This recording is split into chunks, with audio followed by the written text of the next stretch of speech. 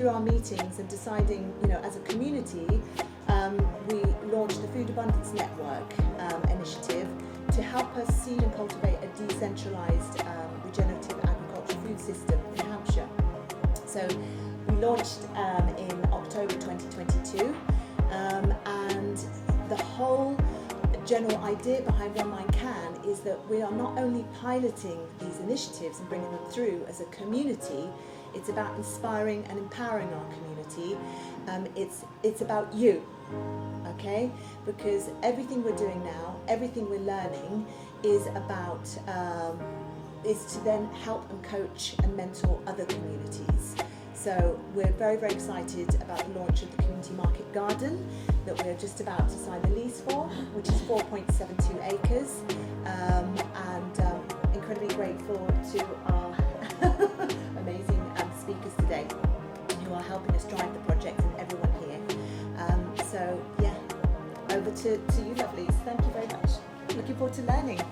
So starting off, I just thought I'd give a little run through the permaculture ethics and principles, which for me is fundamental kind of shift that we need to kind of come into. Is we've all been schooled in a system which hasn't really had a full ethical foundation, and the principles have not always been based on nature. So permaculture is a great opportunity to learn principles and ethics based on natural systems.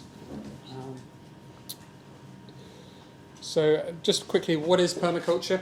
Permaculture, permanent agriculture, is in its sort of literal definition. I love this definition here. Permaculture is a creative and conscious design process that is based on ethics and design principles. It guides us to mimic the patterns and relationships we can find in nature and can be applied to all aspects of human habitation, from agriculture to ecological building, from appropriate technology to education and even economics. So I think that's a really nice summary of what permaculture is. David Holmgren, I think that's how you say it. There's some great books on him. Also, Bill Mollison is the founder of permaculture.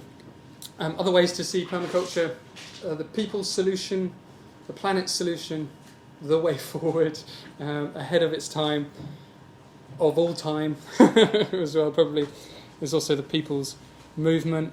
If you were to think what the ethics are, I mean, you probably already know. But there's earth care, people care, and fair share. We might have actually learnt this at school. We talk about socially sustainable, environmentally sustainable, economically sustainable. So it's very similar to that kind of model. But I think, yeah, it implies more of a heart-centered thing rather than an intellectual, yes, this is what is sustainable and let's debate it in our frontal cortex rather than dropping into our body and experiencing it through our heart. So ethics at the heart of everything we do. So the permaculture principles, the top one is creatively respond to change. So that's the first rule of nature, is everything is constantly changing. And then we're creatively responding to that. So, when we look back on our lives, everything is always changing, right? Observe and interact. So observation, again, is coming out of this idea of I know best, and actually let's observe and see let's let the plants talk to us, let the soil talk to us. It doesn't literally get up and chat to us, but let's just observe. Oh, it does. But depending on your level, some people at the higher levels can really talk directly. But talk to me all the time. Catch and store energy, obtain a yield. So yeah, we've got to put work into the land and get something back from it. But it's not only about yield. Let's get things in balance. Catch and store energy is fairly, like renewable resources. Apply a self-regulatory acceptance and feedback. So often, we go through a design process or we have a project, and we don't think about the full life cycle of this, and we kind of go, oh, that was good, and then forget about it. And then we do the same thing again next year. When we complete the life cycle, we take a moment to kind of go, oh, wow, I've just done this thing. How well did it go? Oh, okay, that worked, that didn't work. And then, so look at the seasons. We get this big, hot, fiery summer where everything grows really fast, and then we get this winter season, which we're just coming out of the end of. And that's a great time for reflection and for thinking, oh yeah, look at the photographs you did last year, and how did those, different, we tried different workshops in this way, or we engaged people in that way, or we planted our carrots in that way. what was working well? What are we taking forward? What are we leaving behind? So it's this constant cyclical creative process of creating, destroying, or death and life, everything cycling around and going new beginnings and ends. Using renewable resources and services. So again, we can, we know energy bills at the minute are pretty tough, aren't they? Buying oil from Russia or wherever it is, or from the North Sea, this finite resource, rather than using something that is not a finite resource, which is the sun or rain. And this stuff is free, and it just falls on us every day. And so looking at renewable resources is, I think, probably an obvious one you guys would get. No waste. This idea of waste, again, is something that we're not valuing something. So, our rubbish going out of our house, we're not valuing that. And actually, that's part of the cycle as well. That's actually an opportunity. So when we start valuing our compost, our human manure, all of these things actually become really valuable. We've invested all this cardboard packaging. That's actually really valuable. Rather than just chucking it away, actually, can we get it back into the soil and make soil with it? Yeah, designing from patterns to details. So observing the patterns of nature and then responding to that is, again, what does nature look like? It's not straight lines and squares, is it? It's something else. It's something more organic. Integrate rather than segregate. Some of these I'm going to come to again in a moment. The other one, big one, is small and slow solutions. Often we come in and think, oh wow, I want to take on a huge project, and let's, what did we do last year? This is great. Food Abundance Network did some, little allotments next year, and we're scaling up a little bit this year. So let's not spend all the money at once and kind of go, let's burst the bank, and then there's a high risk and you might fail. There's always going to be an element of learning and failing, right, to any project. So what's the next step for you? Be realistic about what your capacity is, what your time is, and go, what's the next small, slow, sustainable growth from that. Diversity is a huge one. So again, there's lots of diversity socially and in the environment, and we celebrate the weeds, and they're actually an opportunity as well. Actually, a lot of them are edibles. So diversity, it can be super important to value. Edges and value margins, that's another great one. So the edges of things often are the most fruitful, the most interesting points in a garden. So that you look at the edge of fields, you've got these industrial fields, and around the edges, often there's a lot of diversity around the edges. So starting to think about edge in a creative way. Observation. So when we're observing the landscape, obviously the seasons, what a great thing to observe. Everything's constantly changing. This is just the way nature is. And why we get into our sort of Victorian factory learning around products and everything being finite and kind of defined, we start applying those processes, that way of farming. You see what industrial agriculture is doing to farms. It's very much about, we want 100% yield from this piece of land. We're taking and extracting, and it's it's like mining rather than being part of a collaborative process. So embracing the constant change. So actually, nature. So when you get a kind of barren piece of land, like a quarry or something, or fires happened, you get this barren earth. And then you get pioneer species, and the pioneer species then create space for the grasses to then come. And then the grasses come into shrubs and bushes, and this whole idea of succession, everything is constantly changing in the natural world and handing on to the next thing, up to climax woodland. And then at some point there's so much tinder and wood in that place, it's a great resource. Maybe it gets knocked down by an elephant, or we come and take the wood, or there's a fire. So this idea of, again, your landscape is constantly changing, and when we start fixing things in our planning system and saying this is only this, actually, the whole succession is a really interesting part to play. Or the rise and fall of empires is another great question to observe. And the other aspect for me is it's a lot about embodied learning. So we can study all the books forever. We can sit and read every single book on permaculture under the sun. I'll sit at our computer and read the whole university library. But ultimately, it's about getting first-hand embodied experience. How do you know what it's like to grow something until you actually do it yourself? So it's about building relationships with plants, with soil, and with the natural environment. So, it's got to be smelt, touched through the senses, and fully embodied to really understand it. yeah, you can see that kind of diversity here. Monoculture on the one hand, and yeah, how can we interplant and create diversity on our farm? Yeah, it's a process rather than a product. This is a really good one. The problem is often the solution. So I can be out in my garden going, everything's going wrong. I don't know what this is all died, and it's like, okay, this problem. Instead of running away from it and going, I don't like this, I'm going to run away from it or not do it, actually, it's an opportunity to learn. When something goes wrong, we actually get an opportunity to learn. We get an opportunity to compost as well. So when that went all terribly wrong, everything died, well, at least I got loads of compost, haven't I? I got loads of matter to go back into the soil. So, all you're like, maybe your carrots got mouldy, and you're like, well, that's going to feed something else. Maybe that goes to the chickens. So you're like, if I feed my chickens, and then I get happy chickens, and then I get eggs out of the chickens. Actually, yeah, this is good. This is not being. So you can start to be creative with your waste. The other thing you can do with your waste is you can put it in a biogas digester and get cooking gas off it, and then go and cook with it. So I was installing things like that in Cambodia, and a family with one cow and a digester would have 3 hours cooking gas a day. And that's no fossil fuels, free energy, and all you're doing is shoveling a bit of poo into a tube every day. That's pretty easy. Integrate rather than segregate. Yeah, I think in society we often see that the elderly are all in homes over here. We've got all the working people in the factories and behind the computer, and then the young are all in schools, and they never really spend all the time together. Actually, when you look at Indigenous communities or other societies where there's more integration, where you actually live and work all in the same place, and I think we've seen a real shift around COVID about actually how important it is to live and be near each other and to be more integrated in our society. So integration creates a lot of opportunity. Often you see elderly are really happily looking after the little kids, aren't they? So actually you don't need to pay childcare and then put your parents in a nursing home. You can actually bring the two together, and actually that's a really win-win solution.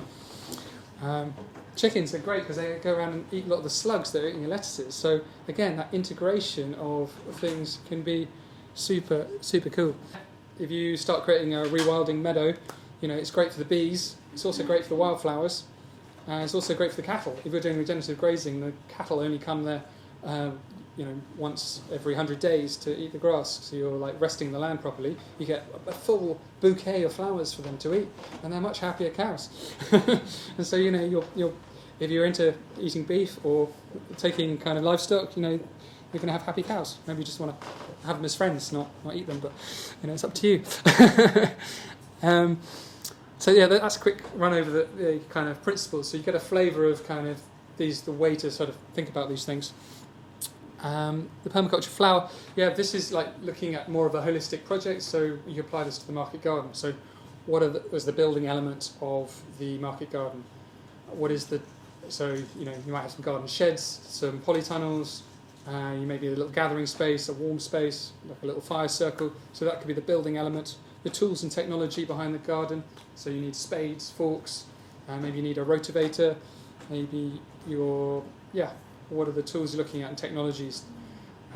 Your composter, maybe you're in an urban environment, you want a fancy hot heating Rydan composter Pro. Installing where you can wind and turn your compost. Education and culture. So what's the education element behind the one-man can garden? So it's like, we've got Petersfield, we've got schools nearby. Can we engage them and bring them in? There's different learnings on different levels. Are we teaching the adults, or are we teaching the children, or the children teaching the adults? How can we get teenagers down there? What kind of events? How do we make this space become interesting, exciting to different people? And we're all learning together as well. We don't ever stop learning, and so I think that's a really important thing. Let's be real about the culture. We're living in Petersfield in 2023. Let's be real about that, and what's the culture? And the reality is, we all love watching Netflix and chill, or whatever it is, or whatever it is that we're, So be real about what is, and realistic. The health, spiritual, and well-being elements. So huge benefits from going out and taking walks, being on the land and gardening. So actually the yield for the garden might not be vegetables. Actually, it might be wellness.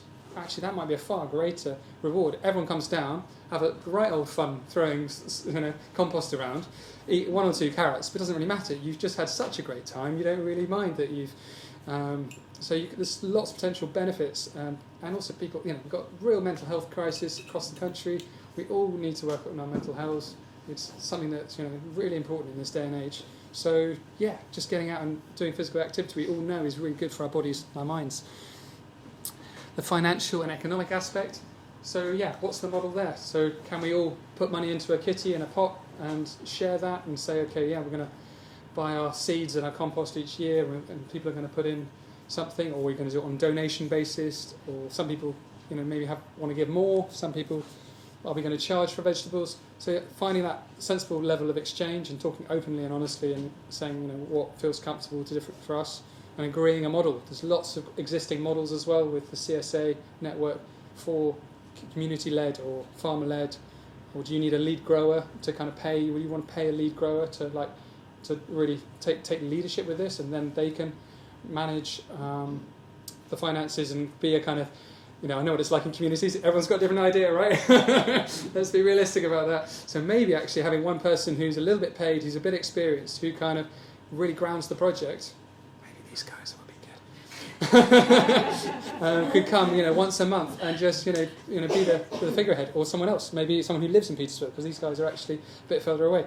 So, that can be a really interesting. So that comes into the next bit: land tenure, governance, and community. So, yeah, what's that social, agreement that we make with the land and with each other about? Okay, I'm going to give 3 hours a week, and I'm going to put £10 in the pot a month or whatever it is, and I'm going to do. That's going to be my commitment to the market garden.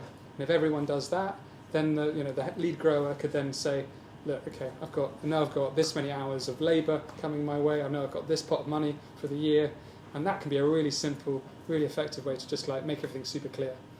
And you've got a little pot of money, and you spend half of it on the lead grower, because you often need someone who's just going to be there and make sure that things are watered. And if it's their job, then they're going to be there. So trying to find the right incentives for the right people. Land nature stewardship as well. So then how do we look after the environment we've got? What's the existing soil fertility?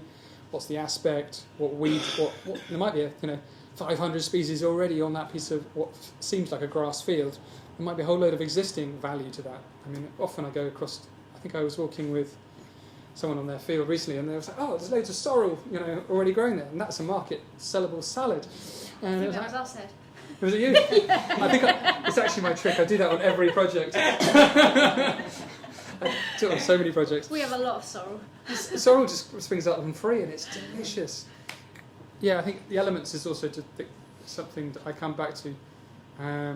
There's always a warming element, a water element, an air element, and an earth element in everything we do in life. It makes up our bodies, it makes up our external world. So when we're observing, a good little quick checklist is like, what's the temperature doing? What's the water element doing? What's the earth element doing, and what's the air element doing? That's like a really great thing. Like when we're observing also in meditation, we can observe our, there's warm body, or like cold hands, or we might observe, lots of fluidity inside, the blood pumping, or the digestive tract, or there's like a gas, a bit of burping or farting happening. There's always a gas element.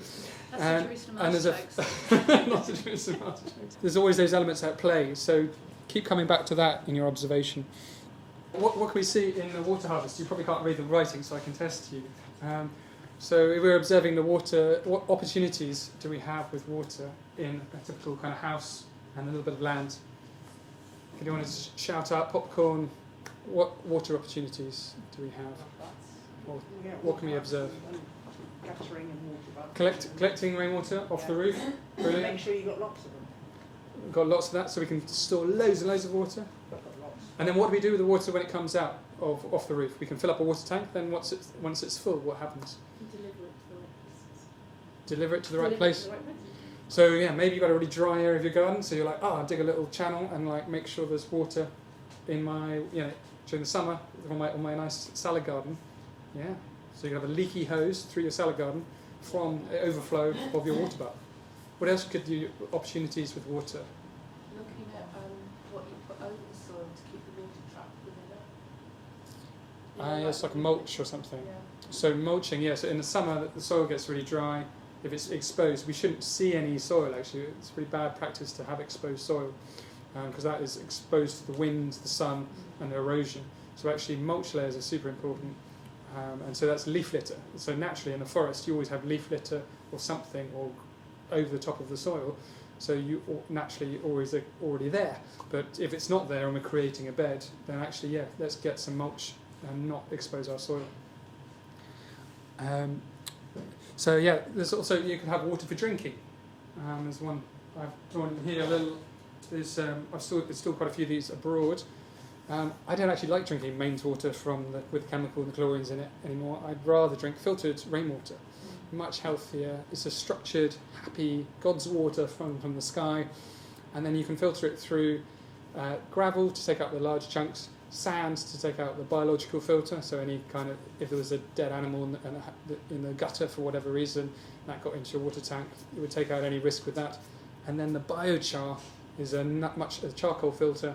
That's the next level. So you can literally just have 3 buckets, run the water through these 3 buckets, and you filtered your water. Boom, there you go.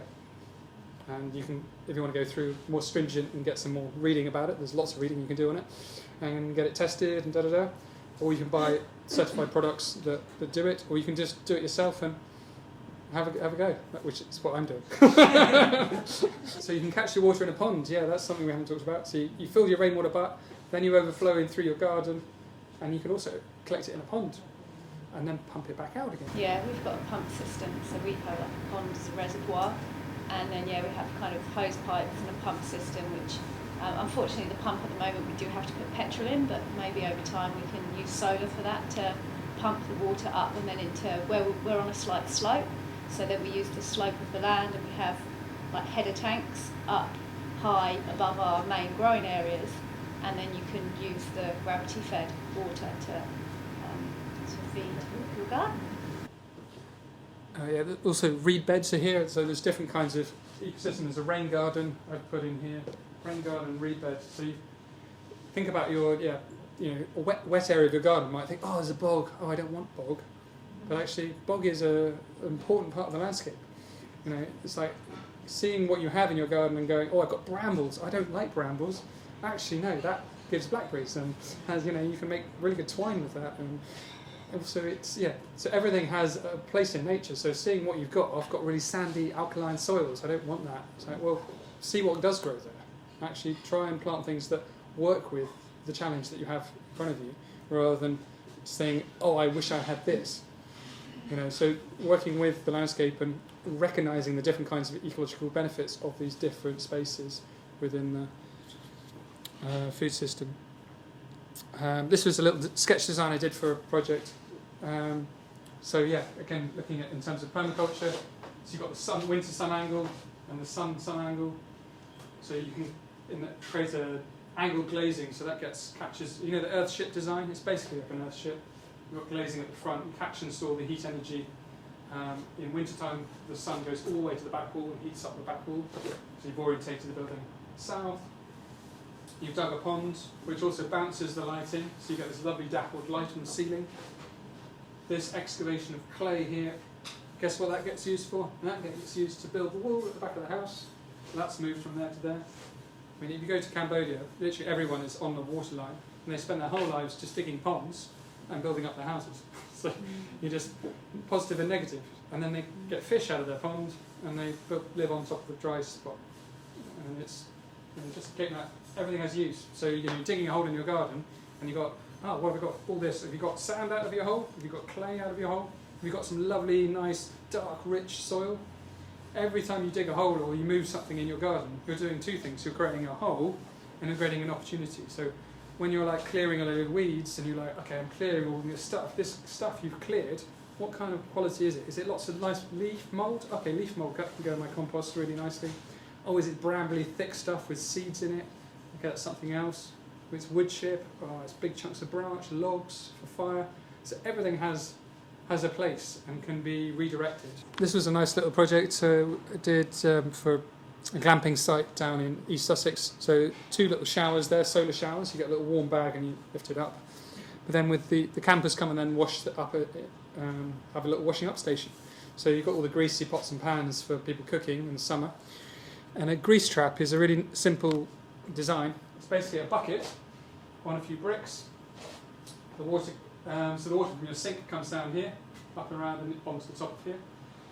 So you go through a grill on the top just to kind of stop other stuff falling into it. And it lands on a splash stone that splashes the water everywhere. This is a sort of strawy mix here. And then you did a little bit of soil. So the worms in the soil come up and eat the bits of carrot and whatever peelings. So it's like a little living system basically. So you're re-mimicking the land. What's at the bottom? You get stones at the bottom, then sand, then clay, then straw. So it's like a little build-up of soil, a little ecosystem, and so you've got a harvest of worms and compost from your grease trap. You're going to get lots of oil, so having lots of dry straw in there soaks up some of that oil and helps compost it and break it down. And then then you've got the gravel at the bottom. Not too much clay in there because that will block it up, but a nice bit of sand and gravel, and that allows the water to pass through and out. So once it's passed through here, you basically got a nice filtered, clean-ish water that you can put back into the land. And then you're like, oh, well, if I'm putting my soaps in there, what kind of soaps am I going to use? I'm going to make sure that I'm using nice organic soaps that have no funny business in them. And so that will go back in here, start putting bleach down there. God, can you imagine? Poor worms having a nightmare. So you start to understand and build. And again, this is about observation. Like the first time you do this, it's going to be like, oh, how's this going to work? Maybe you put too much of this or too much of that in. And then you're like, again, it's maybe you say, oh, it's not working. But again, it's observe patiently, try different things. Maybe need a bit more straw, maybe a bit more sand. Just on that point, what you said about the bleach, though, as well, Ed, is that obviously Ed's sort of talking in an off-grid, if you like, style here, like maybe an outdoor kitchen. But what we need to remember still in our homes is everything that we put down the drain in our homes still goes back to the earth, and it might go through, a filtration system, but the more pressure we're putting on that filtration system, the more chemicals and cleaning they have to do to clean that. So, even though this is a beautiful, like, outdoor off-grid example, it still transfers to our indoor living as well. So, just a good reminder to be mindful about what we use. Sorry. No, that's a really good point. I couldn't agree more. One of my passions. Everything we put in down the sink is part of nature, and we can make it easier for nature to process or really hard. And unnecessarily, cleaning like tables, you can do it with a nice, just say your orange and lemon peelings, soak them and create you're probably more experienced with this, but create a product which you can then spray and clean your tables with. Bicarb, bicarb and citrus is beautiful at cleaning. So and it's nice and natural, no funny business. So this was the picture of it as it goes, and then we did a little leaky pipe at the bottom here, but then had a few plants. So it's just a sink, bucket, straw, out, in, whatever's lying around. We found most of that stuff lying around the back. Don't get me started on building waste. You can forage your whole house of stuff from second-hand stuff if you don't follow building regs. I'm an architect. I'm not saying anything here. All right, everyone. Well, thank you very much again for coming. I'm Dan from Freedom Forest. I'm normally the person who just sits silently in the corner, so I'll do my best for you today. Have we had a little introduction of what we are? We haven't yet, have we? Just go for it. I think it will all come out. Okay, so before we go into the details of it, Freedom Forest is 3 acres of land that me and Laurie have been working on for the last 10 years now. And we'll go into what we've been doing, but first of all, we'll start with a little bit of our personal stories and journeys. And mine started off as a helicopter engineer. I didn't know what I wanted to do when I left school and college, and my dad came in one day with this newspaper and just tried to get me to apply for it. And I ended up doing it and did the apprenticeship and everything in a few years. And it started to bother me over time that I was repairing these war machines that were going off, they were coming back full of bullet holes, and you hear about all the hundreds of thousands of people abroad that have been killed in Afghanistan and Iraq and things like that, and it just was not for me. on that side, as well as just feeling just like dead inside. It's such a cold place, these big hangars, and yeah, it just felt like something wasn't right being there, and I knew I wasn't following my heart in really what I wanted to do in life. So it wasn't until one day that I'd having these feelings for a long time that I just things don't feel right. And then one day my friend came in and said to me, Dan, I've seen this really good documentary called Zeitgeist. You've got to watch it. And I was like, yeah, he was talking about 9/11 and all these other things, and I was just thinking like conspiracy theorist. And he was going on at me for months about watching it, and I finally did. Sorry, what was it called? Zeitgeist. Zeitgeist. Zeitgeist, yeah. Maybe we can put it in at the end, because it's like a German word, yeah. but it's an English documentary.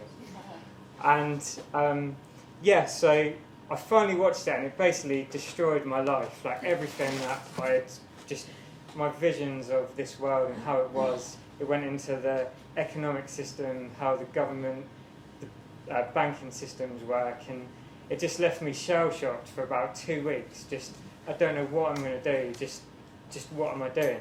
Just everything felt empty. So I started to reevaluate everything and thinking about what is my passions in life. And something I've always been mystified by growing up has been documentaries on Indigenous people and tribes. So I thought maybe I should just quit this job and, yeah, follow my heart and go and live with some tribes. One of the reasons I've always been interested in them as well is just their connection to the forest. I've always loved the rainforest and just the forest in general. And just seeing them there, not even just because they're naked, but just seeing them out there, just like, just completely not needing anything from the outside world, not needing to rely on the government, not needing to rely on anything, to be able to just go and drink from the stream and just being together at all times and just feeling so happy and content. I thought it's something I want to experience, because it's just hard to feel that in this culture and just day-to-day life. So I decided to quit my job, and one of the places I spent time in over a 4-year period, I'd seen these documentaries and names of tribes on documentaries and stuff, so I did months of research on the name of them, where I can get to, the nearest place where I can get boats to them and things like that, and decided to just take the leap and, yeah, just go and do it, hoping that I found where I needed to get to. And, yeah, these guys, this is in Vanuatu, and Where's Vanuatu?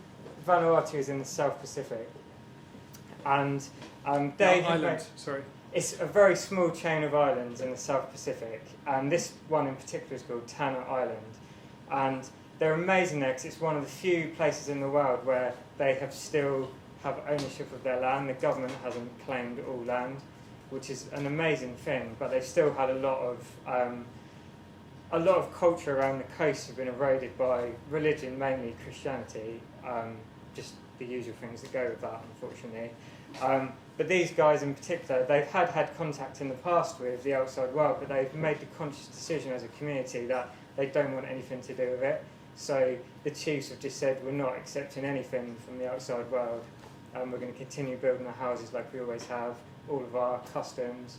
So they have their own, they don't deal with the police or anything like that. They make all the decisions themselves. And they're also, I suppose you'd call them hunter farmers. So they grow all of their own food, nothing is imported, and they live within the forest. They don't clear large areas, and every day is basically going to the gardens, collecting what they need. This is one of my friends here. They cook on hot rocks basis. They wrap all their food in leaves, which is really cool. So just completely in my element. Yeah, houses made from bamboo. They grow everything they need for their buildings in around their gardens. So it's not like separated areas. They have like areas of reed in amongst their plants for their roofs, and they grow their bamboo. And I'm there on the left. You might be able to notice the white one. So it was like... It's his favourite outfit as well. Yeah, I've still got it. I wear it sometimes, yeah. Does it have a name? Penis sheath in English. I spent a lot of time in Borneo as well, and although they don't have the traditional dress anymore. They still live a very cultural life there. I What's love their Borneo. favourite shoes in Borneo, Dan? Barrio Reeboks. There's these plastic shoes with like little football studs on the bottom, and yeah, I wear them here and I get abuse all the time, but they're amazing. My favourite shoes. But there they rely 100% on paddy. They grow their own rice.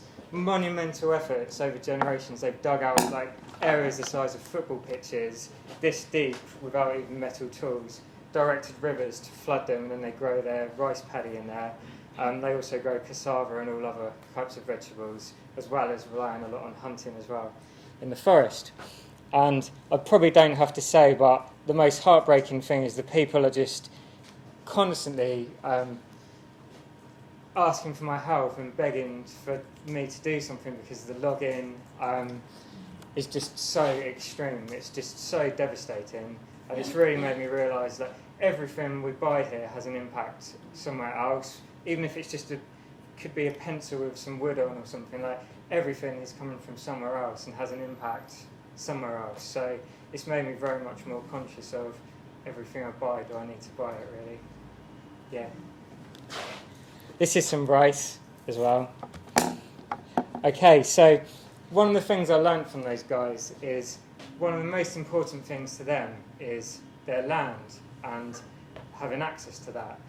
And there's been basically government policy for the last at least 100 years in most places, slowly trying to take that away from people. And the same thing that's happened to us here over the last couple of centuries. But at that time I came back and it was new to me that you could even own land like a woodland. I just thought it was all owned by the government. I didn't think you could even buy something like that. So I started looking into it, and it took quite some time going out and with ordnance survey maps and stuff. But I found what we now call Freedom Forest, which is 3 acres of land, and it's classified as marginal land. So it's on a north-facing slope. So if you imagine the sun is here, it's slowly coming down away from the sun. So that wouldn't be seen as a good position, because normally flat or facing south towards the sun is better. So the local farms and stuff hadn't seen any opportunity in it. It'd been used for horses in the past before, but it had been left for like 20 years, so it was all thick gorse and bramble. You couldn't even walk on it at that stage. But I could see potential in it.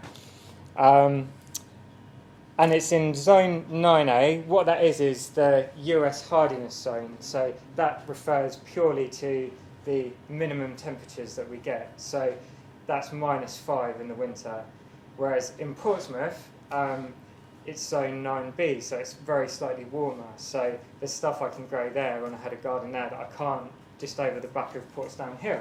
So that's something that's quite handy to know what zone you're in as well for your piece of land. But you can just about see through here that the whole thing, I've started clearing some here, and it was all this big bramble which has like big, kind of like a tree stump root, which grows back when you cut it. So the first few years was getting in there, starting to clear some areas, and digging the roots out with a mattock, because they just grow straight back otherwise, unfortunately. And yes, I was doing it all by hand for about 3 years, and then my back started to ache a bit, so I decided then at one point to hire one of those micro digger things, and which did like a month's work in a few hours, which was amazing.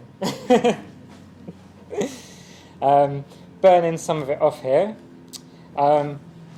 It's very difficult to see here, but one of the things I wanted to mention, which could be relevant to the site that some of you guys are looking at, is that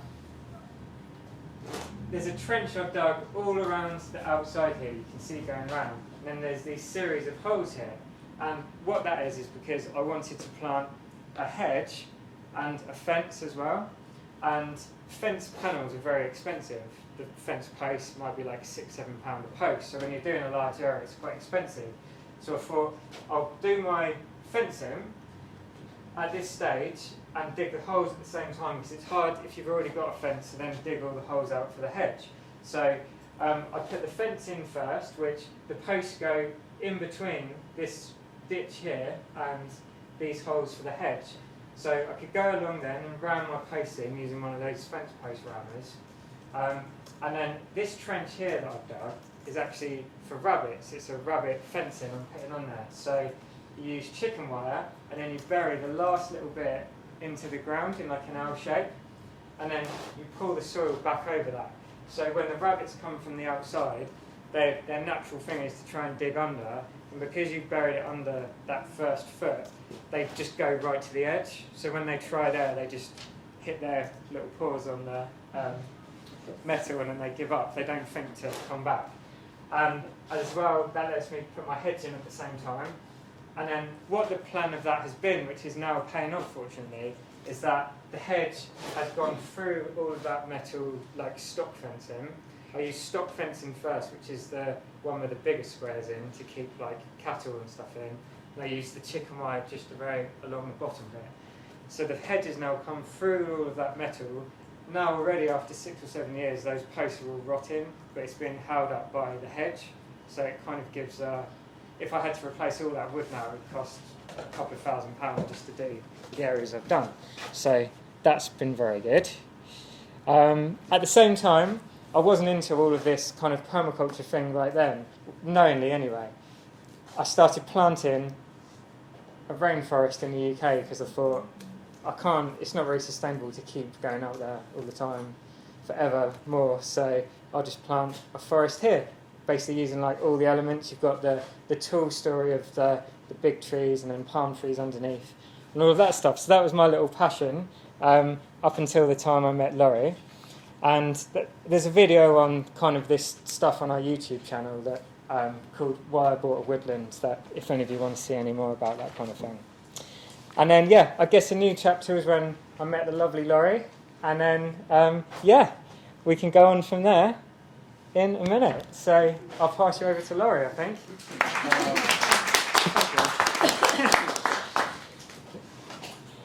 Okay, so that was Dan's story on how Freedom Forest came about. And so now I'm going to go into a little bit more detail about why. Well, certainly why for me, and then I kind of managed to persuade Dan on a lot of those whys, I think, as well.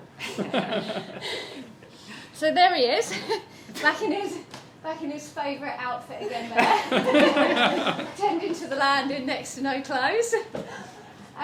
So obviously, as Dan just explained, what he discovered through his travels was the value of land. Like, whilst he wasn't growing vegetables at that stage, it was just that sort of deep sixth sense, I guess, that land was the way to go. Like, that gives you security, it gives you freedom. So that was his learning, like he's just explained, really.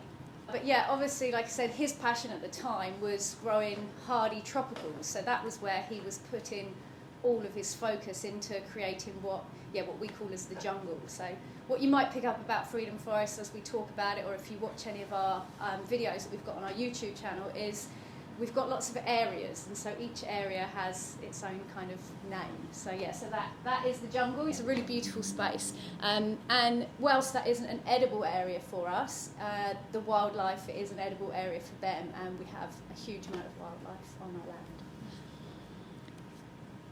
So this was how the areas sort of looked after they had been cleared. And Dan had tried to grow a few vegetables. I think he'd tried growing potatoes using sort of traditional gardening methods and hadn't had a great deal of success. So again, because when something's not successful, unless you're really into it, you tend not to be that inspired by it. So that was as far as he'd gotten, trying a few potatoes and I think a few beans. I think that was what was in those cages yet there, was beans growing. And he put the cages on to try and stop the rabbits, because at that stage nothing was rabbit fence, so it was just kind of fighting everything off, if you like. So that was about the extent of his growing. Meanwhile, at that stage, I was actually living in New Zealand, or I had been living in New Zealand. I spent 7 years living there, and I found myself there basically. Again, like a sixth sense, I'd been following the dream of the good life. I guess I've never really known why I've had this connection with food the importance of it and everything else, but it's just been within me, because just what I was doing there, it was just that idea of I was keeping chickens and ducks, and that was my first veggie plot. And you can probably see there are some flowers and stuff like that intertwined there, and whilst growing for me was still very new at that stage, I had quite quickly cottoned on to the companion planting, so I was introducing the flowers to bring in the pollinators, and so it was all, for me, that was where it began. But at that stage, I knew organic was better for us, but I didn't really have too much understanding about the depths of that or why. I kind of knew that it meant there was less chemicals in our food, but in all honesty, that was probably as far as my knowledge went. It was just like, we should get organic if we can because it's better for us. That was it. So I probably had never heard of the word glyphosate at that stage in my life. And if anybody here hasn't heard of glyphosate is Roundup, a household kind of spray weed killer that you can buy in Wilko's or B&Q, that is used very regularly in homes. But what I didn't know at that stage, but have done a lot of learning on since, is how much glyphosate is used on the food that we consume on a daily basis. And that's not necessarily even just on the soil before planting the crops, which, it's absolutely sprayed at that time. But glyphosate is also used on things like wheat and oats when they're about to be harvested, particularly in this country because we have a damper climate. It would be sprayed on wheat particularly just at harvest time to dry the wheat out and to effectively kill it, because that will dry it quicker. And then that is harvested and pretty much immediately sent off to be turned into bread and crackers and all the other products that we just knowingly pick up off the supermarket shelves. And so for me particularly, one of the things I avoid like the plague, and it is in everything, but I try my utmost not to eat any wheat products that aren't organic for that reason.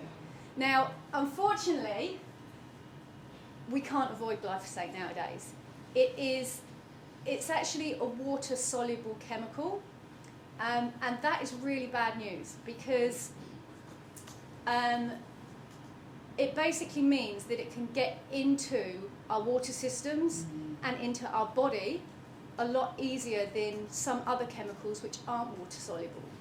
And because even in organic gardening and when you buy organic products, because glyphosate has been used so much now, it is in the air that we breathe, it is in our water systems, and I think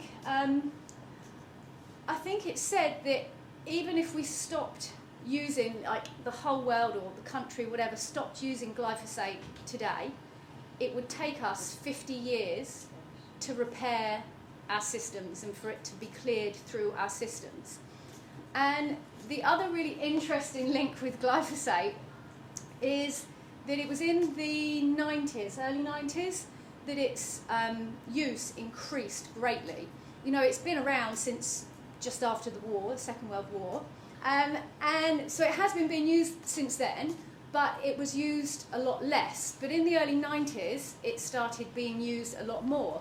And by, I think, about 96 or the early 2000s, there's actually a lot of correlation between the huge increase in glyphosate and a lot of disease rates going up. Like, if you look at the two graphs, they literally parallel each other.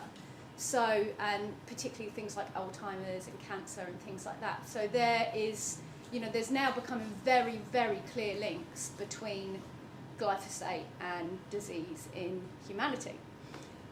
But it seems to largely go unnoticed, untalked about. But for me, as I started learning more and more about this, and if you do want to learn more about this, probably where my learning started was following a doctor called Dr. Zach Bush, and he does some very interesting, he's quite big in that scene now, but he did some early podcasts with a chap called Rich Roll, And yeah, they're from about 3 or 4 years ago, I think, and he did 2 podcasts with Rich Roll that kind of really struck a chord for me and was the real kind of beginning depths of my learning about this.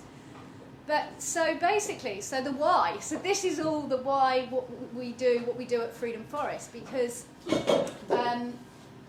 all of this learning at this stage in my life started coming to me. And then you start piecing together. And so from going from not really understanding what organic meant, it suddenly starts making sense and realising, why we need to basically grow our own food. So yeah, like I said, at that stage in my life, I was living in a town called Raglan in New Zealand. And it, again, kind of everything happens for a reason. And I realise now I was obviously meant to be there at that stage in my life to do this learning, because Raglan is a very aware and holistic kind of community. It's kind of 50% surf town, 50% what we would probably class as hippie town. It's a really cool place, and at the time I didn't really understand why I was moving away back when I came back either, but as things work out, it all makes sense in the long run. But yeah, so when I was there, all of this stuff was new to me. It was where I was first introduced to permaculture. I had friends that had done their permaculture courses, and they had permaculture gardens, and another one gave me all of her study books and papers to read. And back then to me it was really quite complicated, but I was sort of flicking through and picking up bits and pieces. And the kind of groups of people that I was associating with were always talking about clean eating and eating less meats and whole foods. And again, we were fortunate because it was such a conscious town.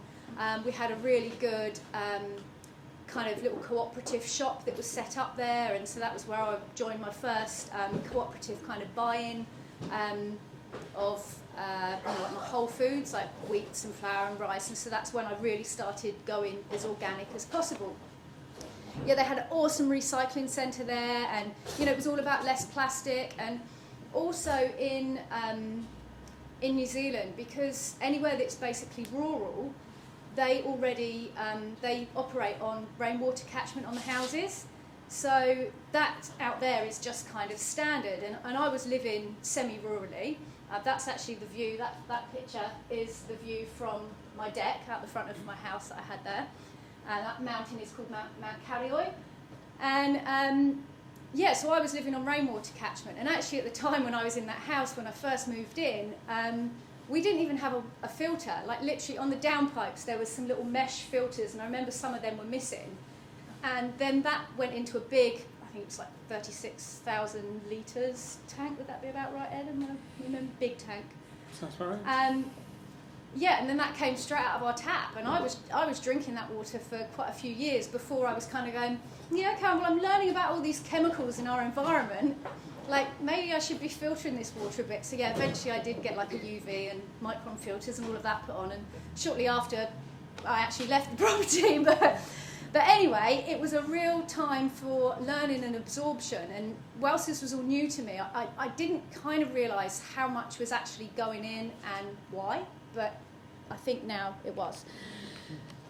And so yeah, at the time, this was the first time I started reading sort of books and understanding the importance of food. So that was one of the first books that I read that started to wake me up, if you like, to the to what food actually means within our body. And yeah, the classic saying, "Let food be thy medicine." So yeah, it was just learning about the connection for us and for the planet with food. But yeah, so at that stage in my life, it was kind of putting all the pieces together, realising how toxic our environment often is, the awareness to what plastics and the volume of plastics and waste, what that does to the planet. The spraying the glyphosate, and yeah, where does the rubbish go? You can't actually see that picture very well, but that bottom picture is actually a woodland, and the floor is just completely covered in litter. So so all of those things just started coming into my litter, not leaf litter. Plastic litter, not leaf litter. Thanks, Ed. Yeah, so all of this suddenly started to become something that I was really aware of, and for me, I was realising how important it was kind of to do something about it. So what first started out as a hobby in, you know, just growing and keeping chickens and all of that because it's the good life, started to feel more like a necessity to kind of have control over what I wanted to go into my body. And I don't mean that like in a controlling sense, but the realization that, well, I'm not choosing to put all these chemicals into my body, but there's kind of no other way. Like if you're just shopping in the supermarkets, you just don't realize that that's what's going on. So this was all falling into place for me, and so that was basically when I started taking growing and food more seriously. So as luck would have it for Dan, in 2016 I moved back from New Zealand with my 2 pesky collie dogs, pictured there, Millie and Murphy, and I applied for a job as a gardener, and Dan gave me that job because he was the head gardener. So that was how we met. And he wishes that he would have employed somebody else, because he didn't know what was in store for the next coming years. So anyway, back at Freedom Forest, we're now kind of working together and looking at things, and you know, I'm there with all this passion for growing veg, and he's kind of going, oh, well, I've tried growing veg, but I've not really had a lot of success. And I'm here going, no, we've got to grow veg, we've got to grow veg. But we quite quickly worked out that the first problem with the growing was that the soil was really compact, because, you know, Dan had done all this clearing, and like you said, he did get a mini digger in at times, and I don't know if you can see here, but this orange is actually the clay, so we're on really, really solid clay at Freedom Forest. There is here, you can see this is darker, this is more of a nice kind of soil-looking colour, and there is a bit of a topsoil layer that we managed to put back over the top, but only a very thin layer, and then right underneath was all this solid clay. So what was the solution? The area that we were working with, which that there was actually our first kind of veggie bed, our first growing area. But even when we were just looking at it on that scale, it felt too big to dig, you know, and then we were still, you know, we'd still really only kind of mostly have knowledge of what we class as traditional gardening. But it seemed too big to dig, and we had more areas that we were planning on clearing and planting, and, you know, Dan's not one for being shy for a big project. So, you know, I actually spend a lot of time trying to hold him back, going, no, we can't keep up with what we're doing. He's like, yeah, I'm just going to go in and I'm going to start this area here and we're going to do that. And I'm like, okay, but what about all the other areas that, you know, are now being taken back over by the bramble? But anyway, so, you know, we've got all these areas, and yeah, we're not going to be able to dig them and, you know, do traditional gardening methods. And at that stage, we weren't planning on using machinery or, you know, doing anything like that. And so the clay base seemed largely unworkable. But I don't want to diss the clay too much, so a word on clay now. Clay is actually very nutritious. So it's not a bad soil type to be on.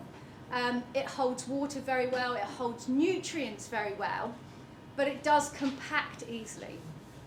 So at that stage, we started researching the possibilities, and, you know, things like YouTube and the internet, this is where they are marvellous tools, because we do literally have all the information we want at our fingertips if you're willing to, you know, put the time and the effort in to do the learning.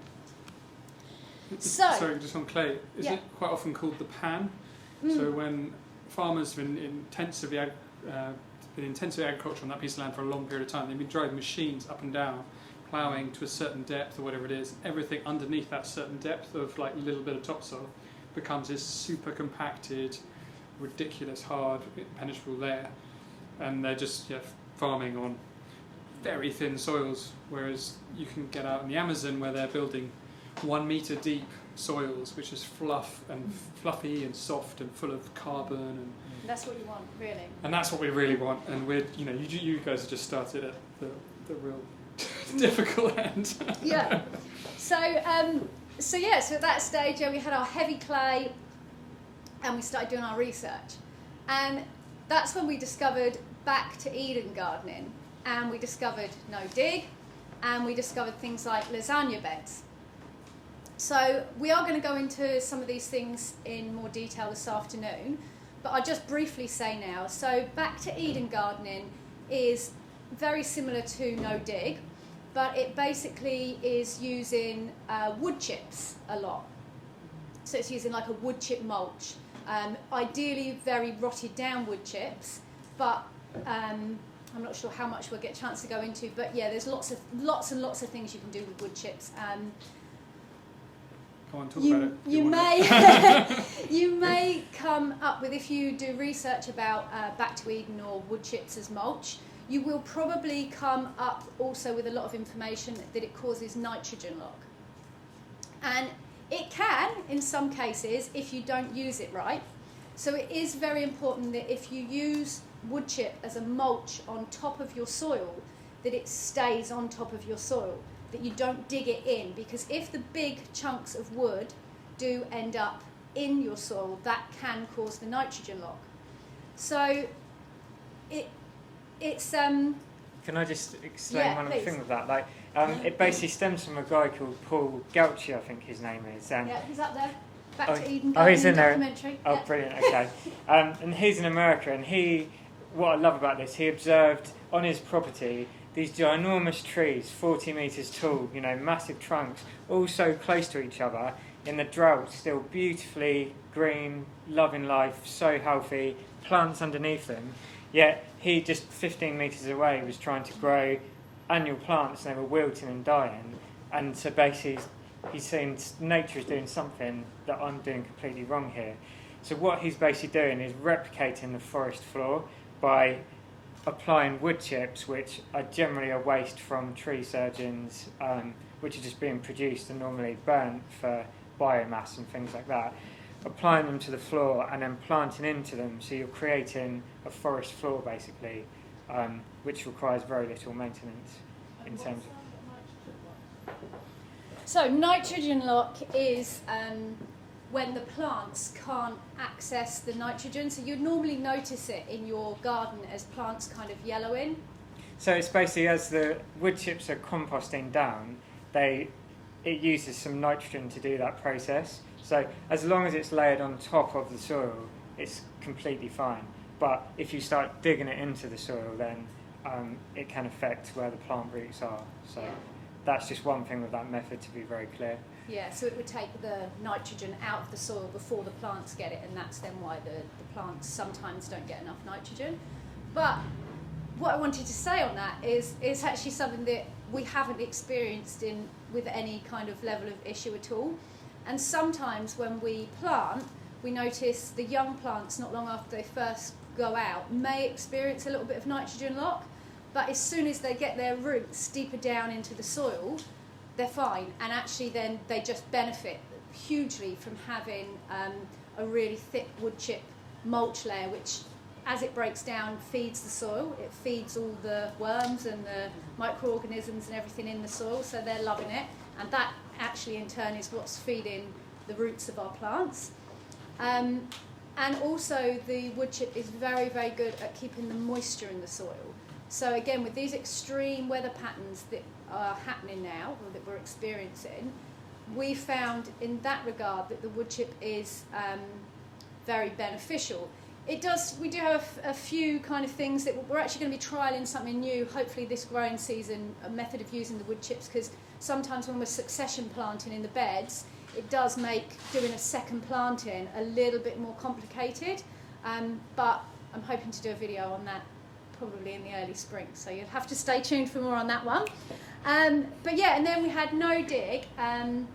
Charles Dowding, we discovered Charles Dowding, and he is the god of no dig. If you haven't come across him, he has an amazing YouTube channel, he has amazing books, and he's just such a lovely guy. Like, there's something about the way he talks and presents and shares that he's just really, really heartwarming. So yeah, if you want to learn more about no dig, obviously, yeah, we can share more stuff on it, but yeah, Charles Dowding is the god of no dig. So we came across this style of gardening, and it started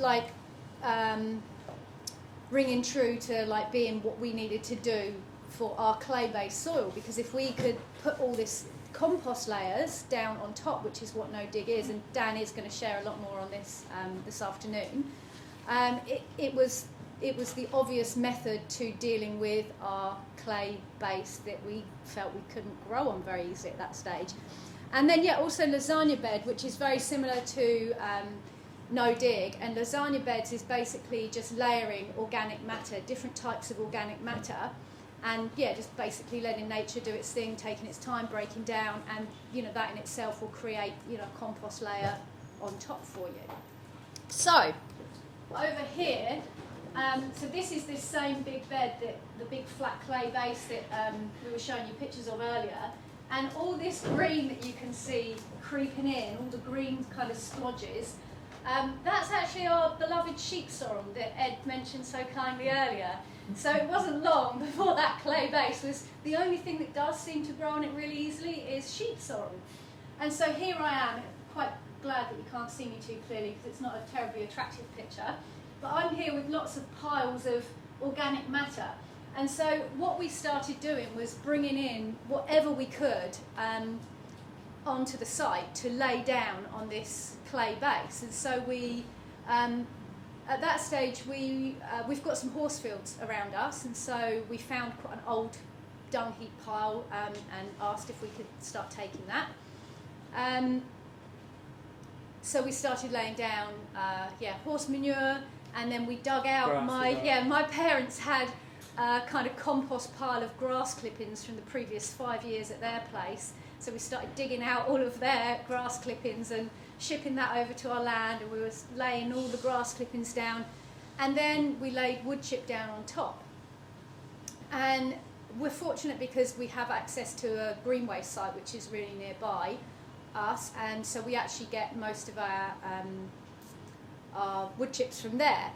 We do have to pay for them, but not very much money. You can get wood chips usually delivered from tree surgeons. Often you can get them delivered for free or just for like a £5 or a £10 delivery fee. But the problem that we had and that we still have at our place is that our access is not very good, and even getting a wide truck down to turn around and dump the wood chips wasn't possible. So we were bringing all of this in our sort of small vans ourselves.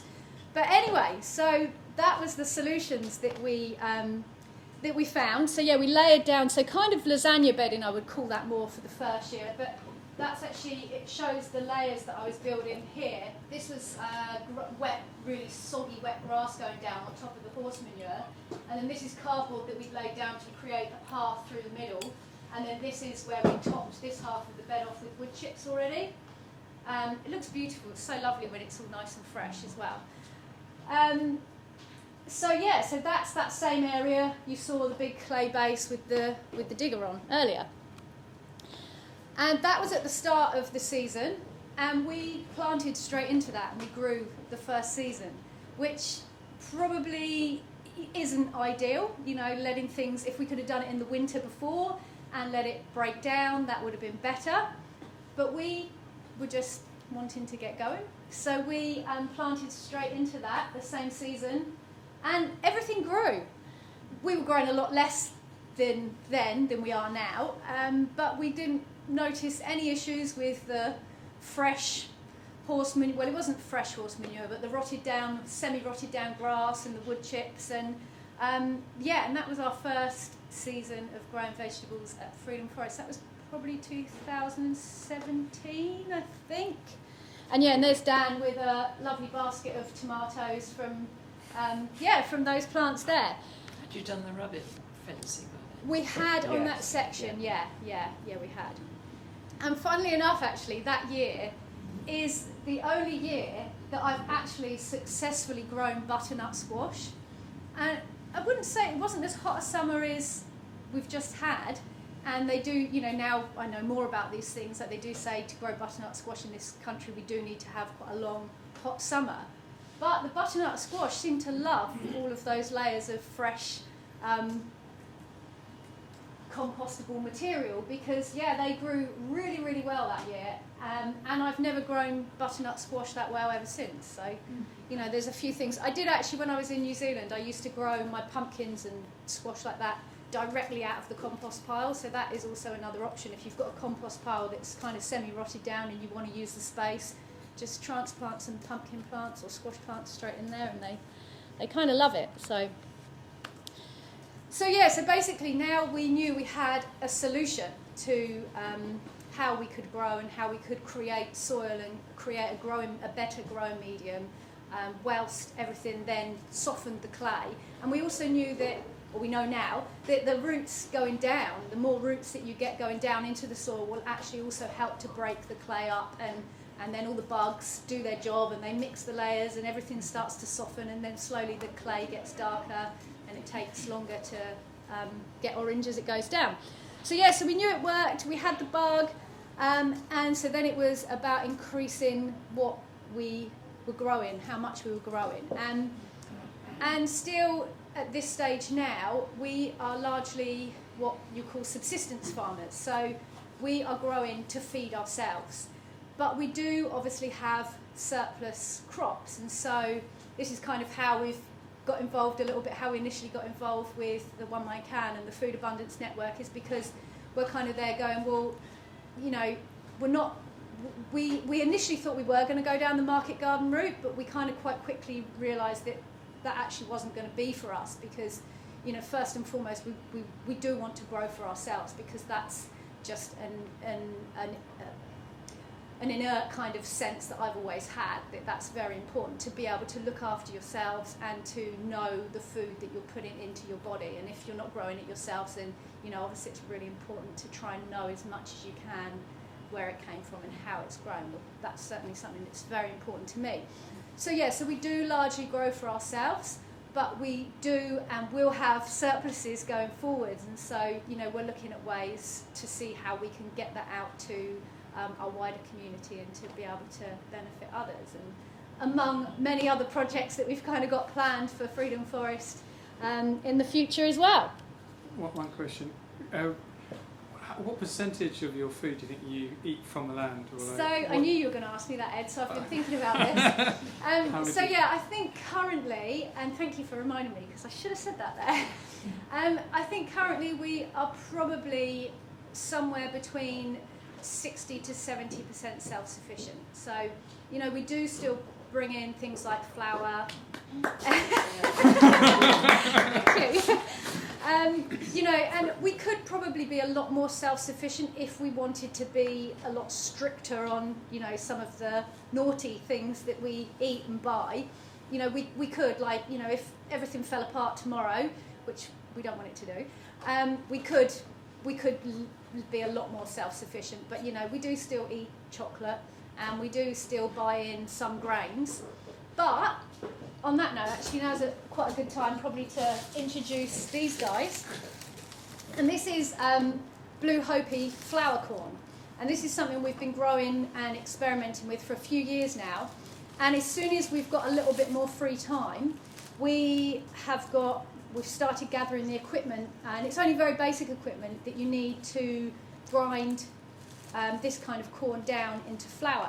So actually, over the next couple of years, we are intending on growing a lot more of this, and then creating our own flour, which we know we can't do everything with a kind of corn flour, but it would mean that, again, we can reduce our need for wheat flour, and you can mix the two, and there are a lot of cornbreads and tacos and things like that we can actually do with a larger quantity of corn flour. So this is another direction we're looking at going in, and feel free to come and have a look at these.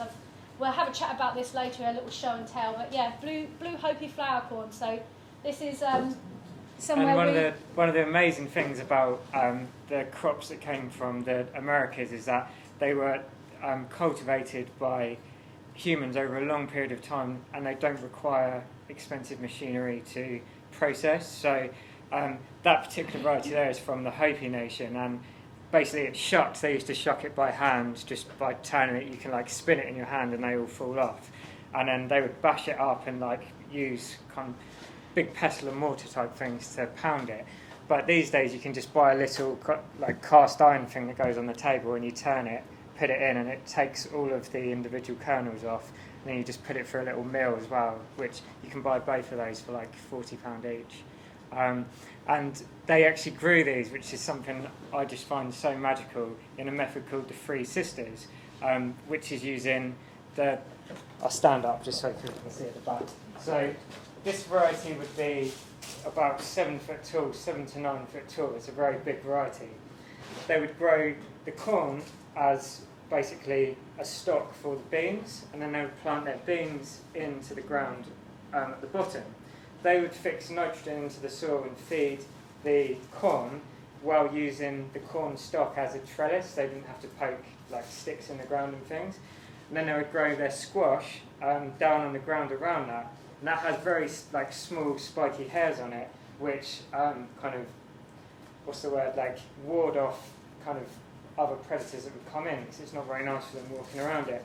And their big kind of paddle-like leaves shade out the ground as well, preventing weeds or reducing weeds massively. And with those 3 crops as well, mixing this with a bit of ash on the fire provided everything that the human body needs, all the minerals and nutritionally everything you'd need from those 3 crops. And they could all be stored as well into winter. So yeah, amazing. I find them really amazing crops from the Americas. It's very cool. We call that Three Sisters. Three Sisters, yeah. In the UK, just in case anyone did think about doing that, it doesn't really work with sweet corn varieties, because most modern sweet corn varieties will only grow to about 4 foot tall.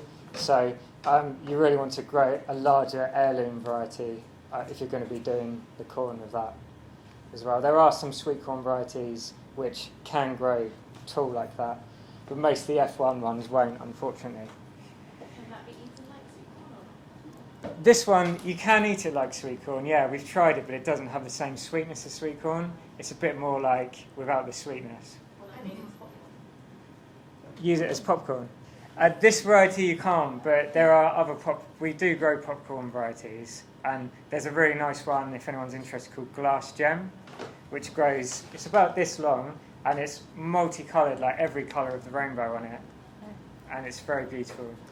What we use the blue Hopi corn for at the moment, which the Native Americans also used it for, which is where obviously we learnt about this, is you can parch it, so you can just pop the kernels off of the cobs, and so you have the whole kernels, and we just, we've got a really good non-stick pan, and you basically just kind of toast it a little bit in the pan, and you can put a bit of salt on or whatever flavourings you want, but we put the tiniest little bit of oil in the pan, but only just to coat it, and I've actually tried doing it with more oil to see if it, was kind of nicer, but it actually wasn't. It came out better with just enough oil to coat the pan, and then you can keep that just as like a snack to have, like instead of salted peanuts. So at the moment, because we haven't quite got round to rebuilding this corn grinder and stuff that we've got, that's kind of how we use the corn. But the other benefit is we've actually got quite a lot of that in stock already, and it will keep, because it's in its whole form, like it will keep for quite a number of years, so we will actually be able to go and use that in the future as well. Yeah, so. It lasts about 3 years, and you can germinate it up until the 3rd year, but the 2nd year is better, really, like the 1st or the 2nd year. And it also my main interest in it makes an amazing porridge. You just have to grind it a little bit, and you just mix it with water, and it makes beautiful porridge as well. He says beautiful. You do still need to flavour it, with your same kind of things that you I don't. He does. He lies. he You does. might, It's I just don't. I make it for him, so he doesn't know what else I put in there. I have. The Glass Gem one that you're using up there, not that one, obviously. No, that's the one that we use, that we ground for porridge when we have done a small what's that grind. one called? That's called Blue Hopi. And then, the popcorn is Glass Gem. And we did do a strawberry popping corn one year as well, which was really beautiful. But the corns are quite small on it, and so it was a bit more fiddly to kind of work with and pop. But yeah, really, really beautiful. Like corn, in this country we just think of corn. As soon as somebody says corn, we just think sweet corn.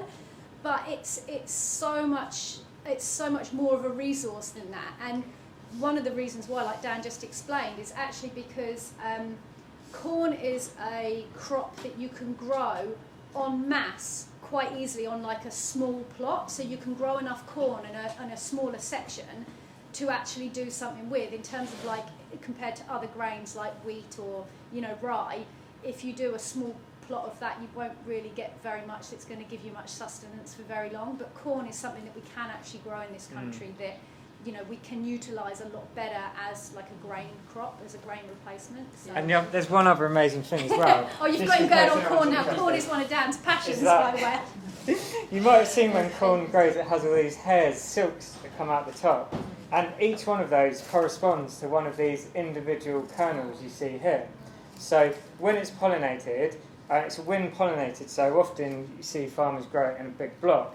Whereas you don't have to grow it like that. The traditional people would grow it in little clumps, in little mounds, and then they would have their other plants trailing around them.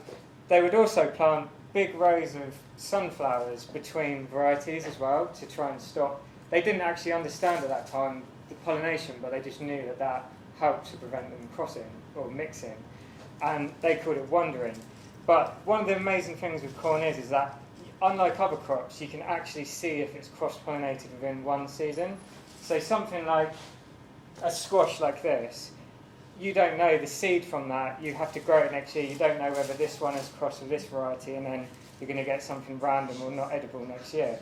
Whereas with these, if I'm growing sweet corn over here, some of them has landed on this, you'll actually have pure yellow individual sweet corn kernels on here.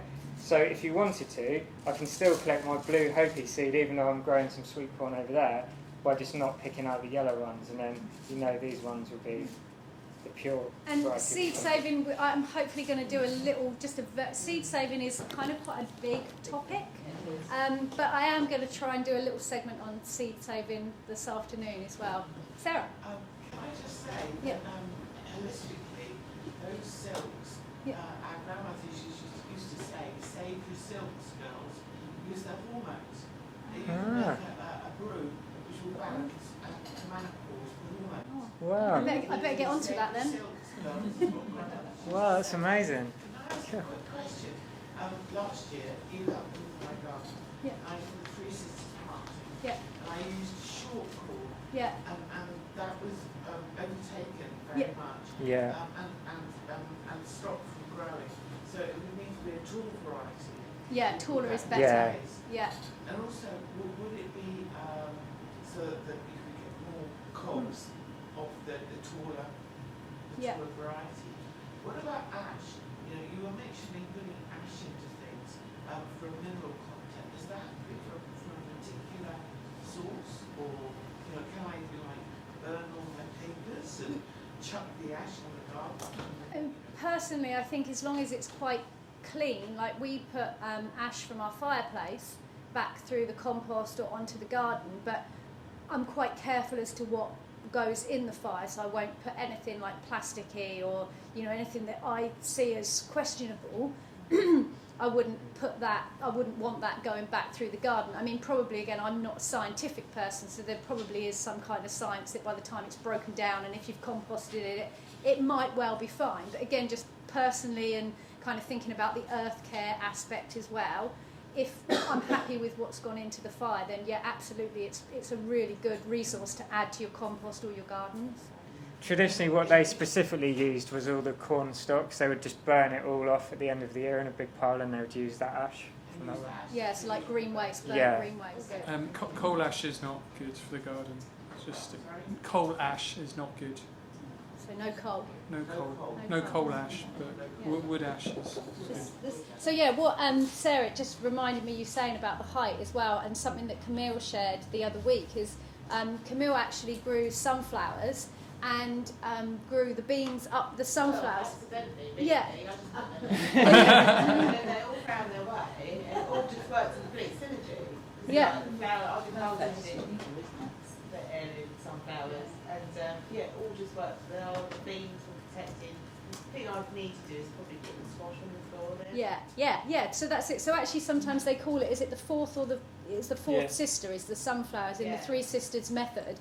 Like that's the next sister. So Sarah, what you could potentially do is actually say grow some sunflowers on your back row and use the sunflowers for the bean poles, but then grow sweet corn, because if that's what your preference is, because you're not crazy about corn like we are. So you could then grow your sweet corn and then your squash on the floor still. But yeah, I was just going to play a very, very short clip of, it's like a trailer video that we have on our YouTube channel, so you could see a little bit of Freedom Forest. Forest is 3 acres of land in the southeast of England, Zone 9A, where we practice a combination of no-dig, back to Eden and permaculture methods. An acre is native woodland. We have a young food forest, growing beds, 3 polytunnels, and a hardy tropical jungle. Our mission here at Freedom Forest is to grow and become as self-sufficient in our own food needs as possible. Our long-term goal is to produce enough surplus vegetables to sell on so that we can use the income to cover the cost of some essential and a few luxury items we can't provide ourselves. I'm Dan. And I'm Laurie. We hope you enjoy following our journey and learning with us here at Freedom Forest.